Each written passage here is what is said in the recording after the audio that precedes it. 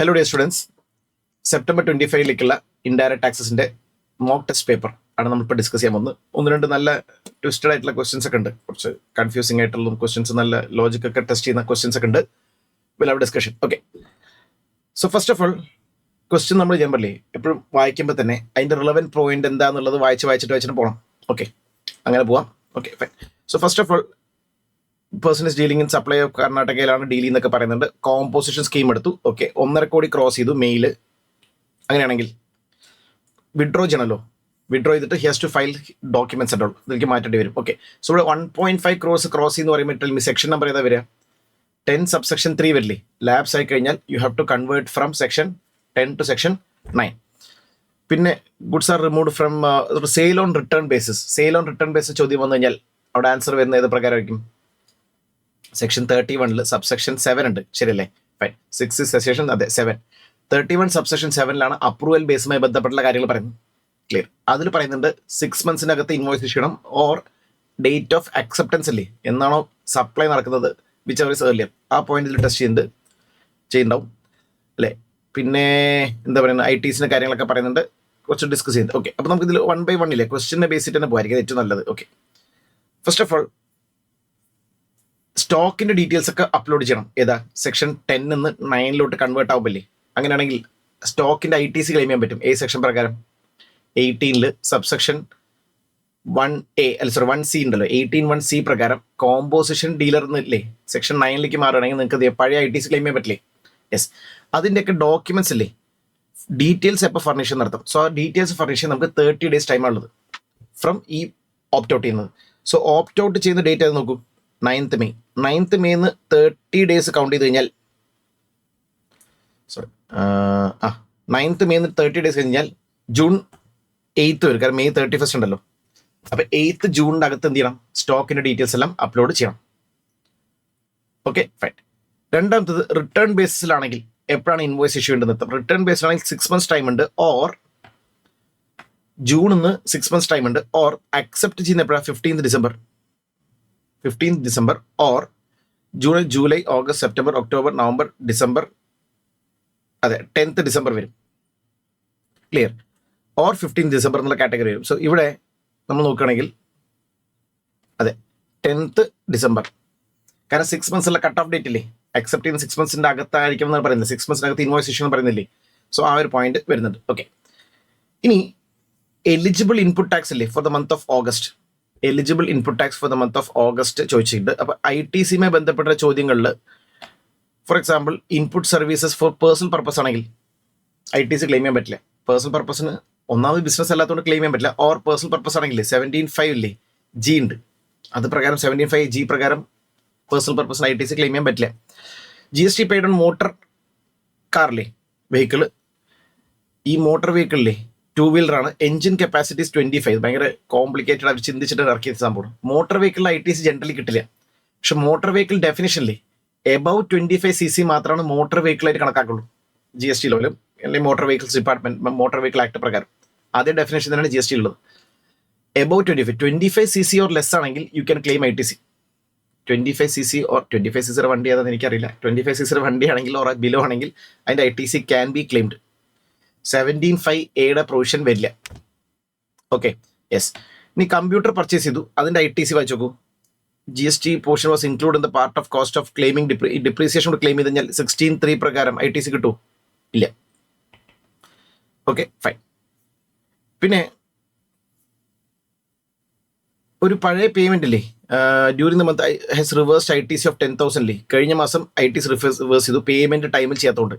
ആ payment August ചെയ്ത് കഴിഞ്ഞാൽ 180 daysനകത്ത് പേയ്മെന്റ് കൊടുത്തിട്ടില്ലെങ്കിൽ എന്ത് ചെയ്യാം? നമുക്ക് 180 daysനകത്ത് പേയ്മെന്റ് കൊടുത്തിട്ടില്ലെങ്കിൽ എടുത്ത ക്രെഡിറ്റ് എന്ത് ചെയ്യണം? റിവേഴ്സ് ചെയ്യണം. പക്ഷെ ആക്ച്വൽ പേയ്മെന്റ് കൊടുത്താൽ വീണ്ടും റീക്രെഡിറ്റ് കിട്ടില്ലേ, ആ റീക്രെഡിറ്റിനെ കുറിച്ചാണ് ചോദിക്കുന്നത്. സോ റീക്രെഡിറ്റ് ഓഗസ്റ്റിൽ കിട്ടുമല്ലോ. സോ 10,000 ക്രെഡിറ്റ് ഓഗസ്റ്റിൽ ക്ലെയിം ചെയ്യാൻ പറ്റും.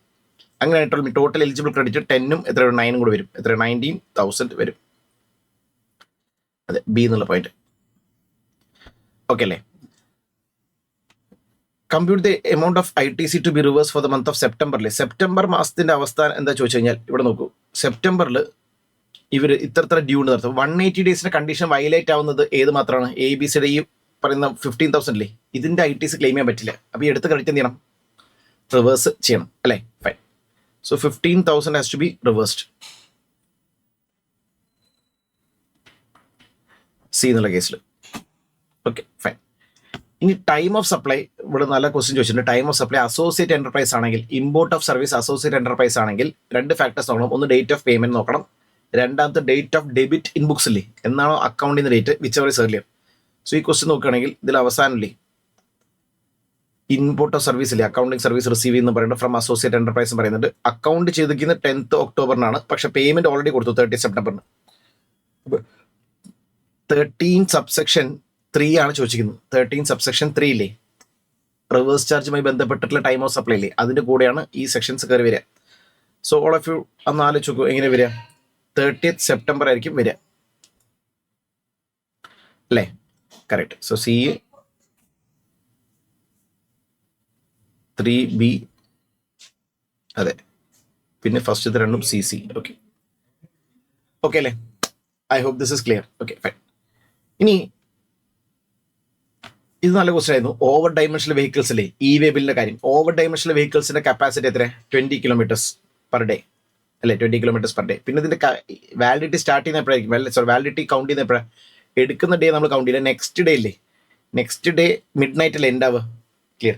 അപ്പോൾ 12th ഫെബ്രുവരിക്ക് എടുത്തു കഴിഞ്ഞാൽ 20 കിലോമീറ്ററിന് you will get only 1 day. So ഇവിടെ 100 കിലോമീറ്ററാണ് ട്രാവലിന് തന്നിട്ടുണ്ട്. അങ്ങനെയാണെങ്കിൽ എത്ര ഡേയ്സ് കിട്ടും?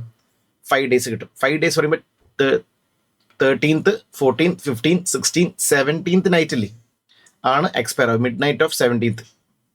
പിന്നെ 18th ഫെബ്രുവരി എന്നില്ലേ, അടുത്ത ദിവസം ആവുമല്ലോ, അപ്പോഴാണിത് എക്സ്പയർ ആവുക. Okay yes. ദെൻ ഒരു വാല്യൂ അറിയാതെ ഹയർ എമൗണ്ട് ബില്ല് ചെയ്യുന്ന അർത്ഥം.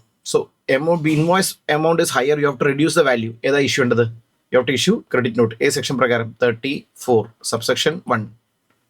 Credit note shall be issued for if tax value as per invoice is higher than actual value, you have to issue credit note. Okay. Next, ഇത് ഭയങ്കര ചിന്തിച്ചിട്ട് ഒരു question ഇറക്കിയിരിക്കട്ടെ. ഒന്നാമത് ക്വസ്റ്റ്യനിൽ ചെറിയ ക്ലാരിറ്റി കുറവുണ്ട്. ചാരിറ്റബിൾ ട്രസ്റ്റ് ഇല്ലേ, 12AA or ABA ട്രസ്റ്റ് ആണെങ്കിൽ റെന്റിംഗ് ഓഫ് പ്രിമൈസ് ഇല്ലേ, within the presence of religious place ഇല്ലേ, റെന്റിംഗ് ഓഫ് പ്രസൻസ് ഒക്കെ ആണെങ്കിൽ ശ്രദ്ധിക്കുക, ഇറ്റ് ക്യാൻ ബി റൂമൊക്കെ ആണെങ്കിൽ ഇറ്റ് ഇസ് 1000 താഴെ ആയിരിക്കണം, ബിലോ 1000 വരുമ്പോൾ ടാക്സബിൾ ആണ്. കല്യാണ മണ്ഡപം അങ്ങനത്തെ ഒക്കെ ആണെങ്കിൽ നമ്മൾ തൽക്കാലം അത് എടുക്കുകയാണെങ്കിൽ ഇറ്റ് ഇസ് 10,000 പെർ ഡേ ആണ് ടാക്സബിൾ വാല്യൂ. അപ്പോൾ 10,000 ടാക്സബിൾ ആണെങ്കിൽ എക്സംഷൻ കിട്ടണമെങ്കിൽ ഇറ്റ് ഷുഡ് ബി 999 അല്ലേ? ക്ലിയർ? സോ ഒരു ഭയങ്കര കൺഫ്യൂസിംഗ് ആയിട്ടുള്ള രീതിക്ക് വെച്ചിരിക്കുന്നത്. സോ ടെൽ മീ എക്സംപ്റ്റഡ് എന്നാണ് ചോദിച്ചിരിക്കുന്നത്. അപ് ടു എത്ര? 9999. അതായത് 1000 ആണെങ്കിൽ എന്തായിരിക്കും? ടാക്സബിൾ ആയിരിക്കും. സോ 10,000 ആണെങ്കിൽ എന്തായിരിക്കും? ടാക്സബിൾ ആയിരിക്കും. 10,000 ഓർ മോർ ടാക്സബിൾ ആണ്. അപ്പം അതിന്റെ മുമ്പാണെങ്കിൽ മാത്രമാണ് exemptions can be claimed. So ഇതിന്റെ ആൻസർ നോക്കി പോവാം. പിന്നെ ഈ ഒരു ക്വസ്റ്റ്യനും നല്ല റിലവൻറ്റ് ക്വസ്റ്റ്യൻ ആണ്. പട്ന ബീഹാറിലുള്ള ഒരു സ്ഥാപനം ഓക്കെ ഫോളോയിങ് സർവീസസ് പ്രൊവൈഡ് ചെയ്തു തന്നിട്ടുണ്ട്. ഓക്കെ, ഇൻട്രാസ്റ്റേറ്റ് അറിയാലോ, ടേബിൾ 1 പ്രകാരം CGST SGST വരും, IGST വരും ഇൻട്രാസ്റ്റേറ്റിന്. ഓക്കെ, ഇനി മാർക്കറ്റ് വാല്യൂ ട്രാൻസാക്ഷൻ വാല്യൂവിൽ ആലോചിക്കൂ. Market value is not relevant. Market value എപ്പോൾ മാത്രം എടുത്താൽ മതി? റിലേറ്റഡ് പേഴ്സൺ ആണെങ്കിൽ മാത്രമാണ് മാർക്കറ്റ് വാല്യൂക്കൊക്കെ പോകുള്ളൂ. അത് പിന്നെ CA എൻട്രിൽ പഠിക്കാനുമില്ല ആ കാര്യം, വാല്യൂവേഷൻ റൂൾസ് ഒക്കെയാണ്.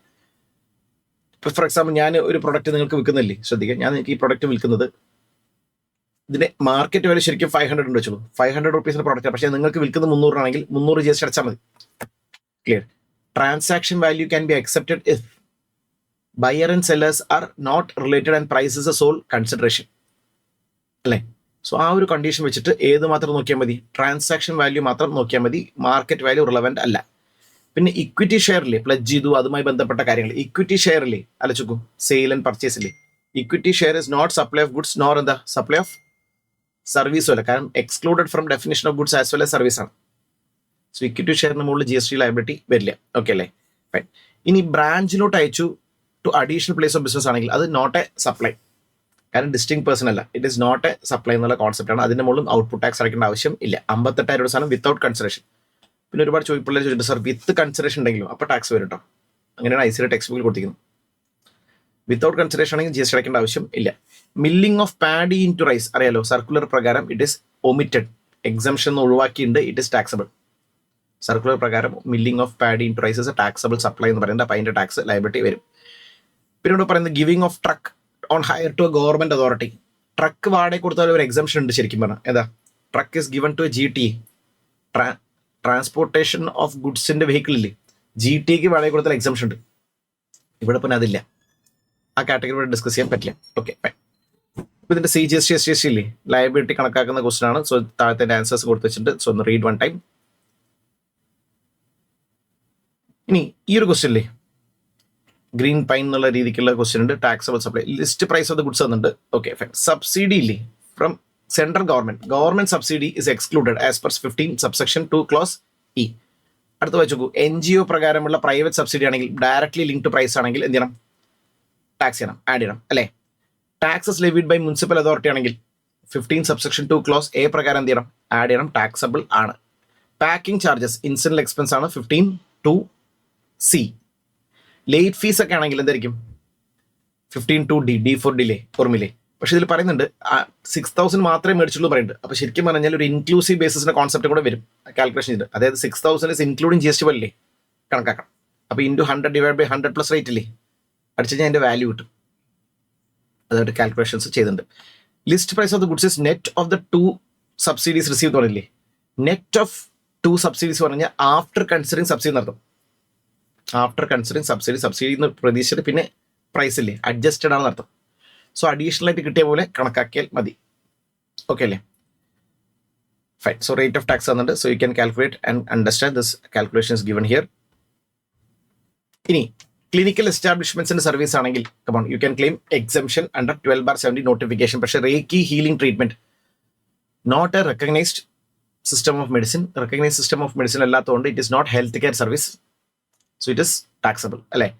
Plastic surgery, repair of cleft lip വരുമ്പോൾ കുട്ടികൾ ജനിക്കുന്ന സമയത്തുള്ള പ്രശ്നങ്ങളില്ലേ, plastic surgery to restore anatomy ആണെങ്കിൽ it is part of treatment തന്നെയാണ്. It is health care services. You can claim exemption. Air ambulance facilities, again transportation of patient in an ambulance is covered under 12/17. Exemption can be claimed. Pain and palliative care le paramedics ulla category varunondana you can claim the exemption, oru kuഴപ്പമില്ല. Cord blood bank services, preservation of stem cell banking le adu exemption undayirunnu, ipo taxable aaki. Exemption undayirunnu, ipo taxable aakinde. Now it is taxable. Fine. So taxable exempted supply ne kurichu choikkunnundu. So you can read this provisions. Yoga is recognized system, eligible ആണ്, exemption can be claimed. ഇനി registered person located has GTA ഇല്ലേ, GTA കാര്യം സാധാരണ വരികയാണെങ്കിൽ GTA services are generally taxable under reverse charge. പക്ഷേ GTA 12% forward charge അടയ്ക്കണമെങ്കിൽ 12% forward ചാർജിൽ GST option ചെയ്തിട്ട് if they issue a tax invoice then reverse charge is not applicable. GTA has to pay tax under FCM. Okay, so അതിൻ്റെ answers ഇവിടെ കൊടുത്തിട്ടുണ്ട്.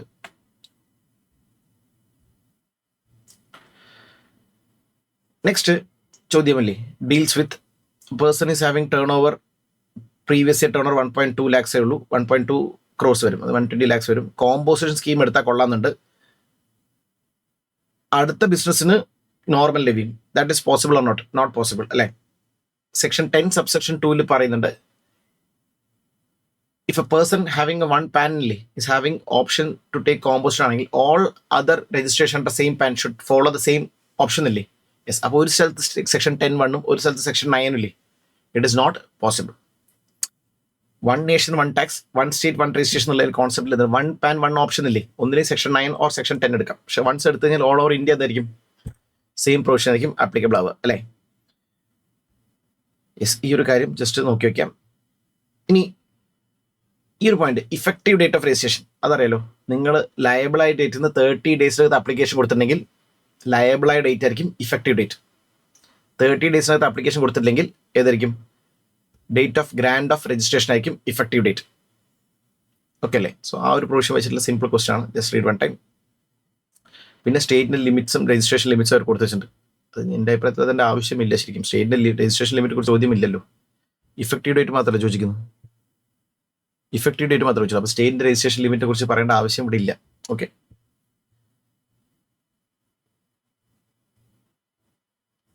Yes. Next, continuous supply of services. Section 31 subsection 4 ഉം 5 listen, continuous supply of goods ഉണ്ട്, continuous supply of service ഉണ്ട്.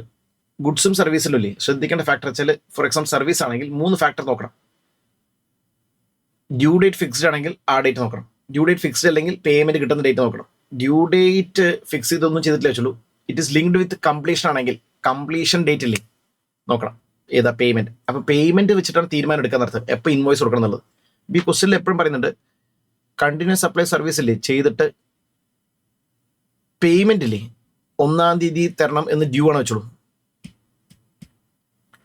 Payment 1-ാം തീയതിക്ക് correct due ആണെങ്കിൽ പിന്നെ എല്ലാ മാസവും 1-ാം തീയതി തന്നെ എന്ത് ചെയ്യണം, ഇൻവോയ്സും ഇഷ്യൂ ചെയ്യണം. So it is linked with payment. Section വരെ 31 subsection 5 continuous supply of goods services. Yes, ഇനി ഡെലിവറിയുമായി ബന്ധപ്പെട്ട് ഇ കൊമേഴ്സ് ഓപ്പറേറ്ററില്ലേ, ഇ കൊമേഴ്സ് ഓപ്പറേറ്ററുമായി ബന്ധപ്പെട്ട് ബിൽ ടു ഷിപ്പ് ടു വരികയാണെങ്കിൽ അവിടെയും അവർ പറയുന്നത് ബിൽ ടു എന്നുള്ള ഓപ്ഷനില്ലേ നോക്കാൻ തന്നെയാണ്. ഓക്കെ, സോ നോക്കൂ, ബില്ലിംഗ് അഡ്രസ് എടുക്കുക പഞ്ചാബാണ്, ഡെലിവറി ഈസ് ടു ഹരിയാന, പക്ഷെ അത് പറയുന്നുണ്ട് പ്ലേസ് ഓഫ് സപ്ലൈ തന്നെ ആയിരിക്കും പഞ്ചാബ്. അപ്പോൾ ബിൽ ടു ഷിപ്പ് ടു എന്നുള്ള കോൺസെപ്റ്റിലും ഏത് നോക്കിയാൽ മതി, ബിൽ ടു എന്നുള്ള കോൺസെപ്റ്റ് ഇല്ലേ അതിന് നോക്കിയാൽ മതി, even if the recipient is unregistered person. Okay അല്ലേ? യെസ്. മൊബൈൽ കണക്ഷൻസിന്റെ പ്ലേസ് ഓഫ് സപ്ലൈ, ഇത് എക്സാം ടെസ്റ്റിന് ചാൻസ് കുറവാണ്. മൊബൈൽ കണക്ഷൻസിന്റെ പ്ലേസ് ഓഫ് സപ്ലൈ 12 സബ്സെക്ഷൻ 10 പറയുന്നുണ്ട്. Generally it is billing address, കസ്റ്റമേഴ്സിന്റെ ബില്ലിംഗ് അഡ്രസ്. ക്ലിയർ? അത് തന്നെയാണ് ബേസിക്കലി നോക്കേണ്ടത്. പിന്നെ വൗച്ചറൊക്കെ വിൽക്കുകയാണെങ്കിൽ എവിടെ വെച്ചിട്ട് വിൽക്കണമെന്നില്ലേ അത് നോക്കണം. ബാക്കി എല്ലാ കേസിലും ലൊക്കേഷൻ ഓഫ് റെസിപ്പിയന്റ് അല്ലെങ്കിൽ കസ്റ്റമർ ബില്ലിംഗ് അഡ്രസ് അല്ലേ ആണ് റിലവൻ്റ് ആയിട്ടുള്ള ഫാക്ടർ, പോസ്റ്റ് പെയ്ഡോ പ്രീപെയ്ഡോ എന്തായിക്കോട്ടെ. ക്ലിയർ? യെസ്, എല്ലാം ലൊക്കേഷൻ ഓഫ് റെസിപ്പിയന്റ് ആണ് എല്ലാ കേസിലും വരിക, ഏതാ പ്ലേസ് ഓഫ് സപ്ലൈ. ഇനി കോമ്പോസിഷൻ ഡീലർ ആണെങ്കിൽ എന്തെല്ലാം റെക്കോർഡ്സ് വെക്കേണ്ട ആവശ്യമില്ല എന്നില്ലേ. Clear? Not required to maintain. അപ്പോൾ ശ്രദ്ധിക്കുക, കോമ്പോസിഷൻ ഡീലർ ആണെങ്കിൽ സ്റ്റോക്ക് റെക്കോർഡ്സ് മെയിൻറ്റെയിൻ ചെയ്യേണ്ട ആവശ്യമില്ല. ഡീറ്റെയിൽസ് ഓഫ് ടാക്സസ് ഇല്ലേ അതിൻ്റെ റെക്കോർഡ്സ് മെയിൻറ്റെയിൻ ചെയ്യണം. ബുക്സ് ഓഫ് അക്കൗണ്ട്സ് എന്നുള്ള ചാപ്റ്ററിൽ പറയുന്നുണ്ട് കോമ്പോസിഷൻ ഡീലർ ഡീറ്റെയിൽസ് മെയിൻറ്റെയിൻ ചെയ്യേണ്ട ആവശ്യം ഇല്ല. ക്ലിയർ? റിലേറ്റിംഗ് ടു സ്റ്റോക്കിന്റെ കറക്റ്റ് ഡീറ്റെയിൽസിന്റെ ആവശ്യം ഇല്ല. Not required to maintain the stock റെക്കോർഡ്സും പിന്നെ ഏതാ ഡീറ്റെയിൽസ് ഓഫ് ടാക്സസ് ഇല്ലേ ഓരോന്നിന്റെ ടാക്സ് റേറ്റ്സും കാര്യങ്ങൾ പ്രകാരം മെയിൻറ്റെയിൻ ചെയ്യേണ്ട ആവശ്യം ഇല്ല. കാരണം എല്ലാത്തിനും 1% ടാക്സ് അടയ്ക്കുന്നില്ലല്ലോ. Yes. So this is about mock test paper. ഇതിൽ 1-2 ട്വിസ്റ്റഡ് ആയിട്ടുള്ള ക്വസ്റ്റ്യൻസ് ഒക്കെ ഉണ്ട്. അപ്പോൾ അത് നിങ്ങൾക്ക് യൂസ്ഫുൾ ആയിരിക്കും. സോ ജസ്റ്റ് ഒന്ന് എല്ലാ സബ് ചാപ്റ്റേഴ്സ് ഇല്ലേ ഒന്ന് വായിച്ച് പഠിച്ച ശേഷം ഇതൊക്കെ ഒന്ന് കാണുകയാണെങ്കിൽ it will be useful. Okay.